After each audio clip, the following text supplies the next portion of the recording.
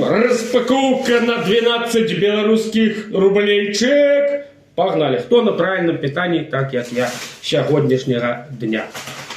Что я взял? Яйки. Аршанские знаходки. Бля, засвечивают. Яйки, короче, сказать. Качанчик капусты взял. На салатик. Можно будет подтушить. Блядь, что-то упало нахуй. Качанчик капусты недорогие. Совсем. А что упало, блядь? Сметана. 10% жирность. Майонез есть нельзя, сметану можно, и это полезно.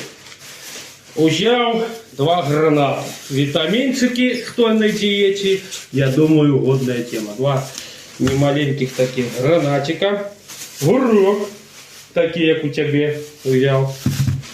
Так, сок Джоди. Хотел морковного, но морковного у Еврики не нашел. И куриные ноги.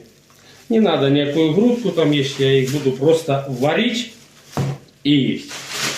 Это вообще покупочки вошли и прибери, всего лишь не вышли на 12 белорусских рублей. Так что на диете сидеть выгодно.